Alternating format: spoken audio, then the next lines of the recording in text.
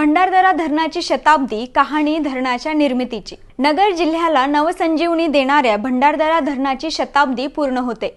नगरच्या दुष्काळी भागात हिरवाई, चैतन्य आणि समृद्धीचा रंग भरणाऱ्या प्रवरा नदीवरील भंडारदरा या धरणाच्या पाण्याने जिरायत शेती बागायती झाली। सहकारी साखर कारखानदारीला चालना मिळाली आणि नगर जिल्ह्याचा कायापालट झालाय। याच धरणाच्या निर्मितीची एक रोचक कहाणी मांडली आहे लेखक व शिक्षण क्षेत्रातील कार्यकर्ते भाऊसाहेब चासकर यांनी। भंडारदऱ्याच्या शेंडी गावाबाजूला असलेल्या दोन टेकड्या काळ्या पत्थरात बांधलेल्या भिंतीने जोडल्या आणि अनंत काळापासून वाहणारा अमृतवाहिनी प्रवरेचा प्रवाह सह्यागिरीच्या कुशीत विसावला। भंडारदरा धरणाचा जन्म झाला तेव्हापासून म्हणजेच 10 डिसेंबर 1926 पासून आजपर्यंत सह्याद्री पर्वताच्या माथ्यावर कोसळणाऱ्या पावसाचे पाणी भंडारदरा धरणात साठवले जात आहे। धरणाच्या बांधलेल्या दगडी भिंतींमुळे भंडारदऱ्याचा 11 टीएमसीचा भला मोठा जलाशय निर्माण झालाय। डोंगराळ भागातील हा जलाशय समुद्र सपाटीपासून 2400 फूट उंचीवर आहे। त्यामुळे देशातील काही मोजक्या खूप उंचीवरील जलाशयांमध्ये याची गणना होते। चला तर मग जाणून घेऊयात या धरणाचा इतिहास। दुष्काळी भागास पाणी देण्याच्या हेतूने 1902च्या सिंचन आयोगाने प्रवरा खोऱ्यात धरण बांधण्याच्या गरजेवर भर दिला। सर्वेक्षणानंतर भंडारदरा शेंडीच्या 2 टेकड्याजवळ जागा निश्चित करण्यात आली।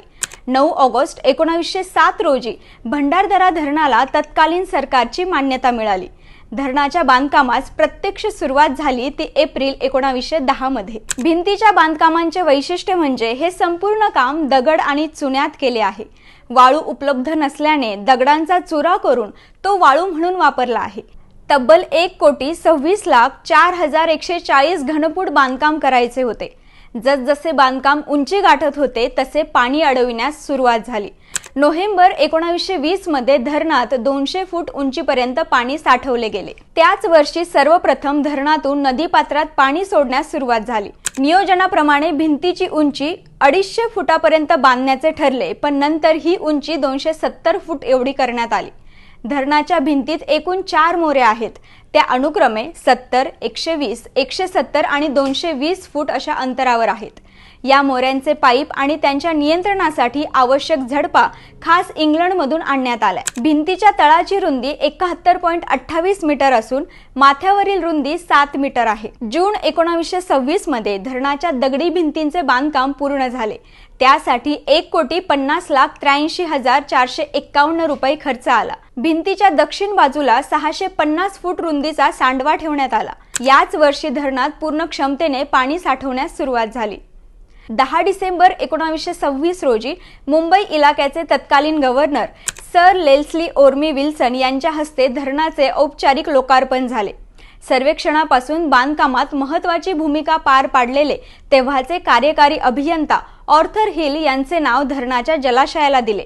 जवळच वसलेल्या भंडारदरा या खेड्याच्या नावावरून धरणास भंडारदरा धरण असेच नाव पडले, पण कागदोपत्री हे धरण विल्सन यांच्याच नावाने ओळखले जाते। सर्व व्यवस्थित सुरू असतानाच 1969च्या सप्टेंबर महिन्यात जलाशय काठोकाठ भरला आणि त्याच वेळी धरणाच्या भिंतीला तडे गेले। त्यातून पाणी बाहेर पडू लागले। त्यासाठी लोखंडी सळ्या टाकल्या गेल्या। मुख्य भिंतीला आधारभिंती बांधल्या। धरणाचे मजबूतीकरण करण्यात आले। 1984 मध्ये भंडारदऱ्याच्या पाण्याचे फेरवाटप झाले। संगमनेर अकोल्याला धरणातून हक्काचे पाणी मिळाले। या धरणाची सध्याची साठवण क्षमता 11,039 दशलक्ष घनफूट इतकी आहे। भंडारदरा आणि कोदनी येथील दोन्ही जलविद्युत प्रकल्पातून 44 मेगावॉट वीज निर्मिती केली जाते। या धरणामुळे कृषी औद्योगिकीकरणाला चालना मिळाली। हा आहे अहिल्यानगर जिल्ह्याला लाभलेल्या भंडारदरा धरणाचा इतिहास।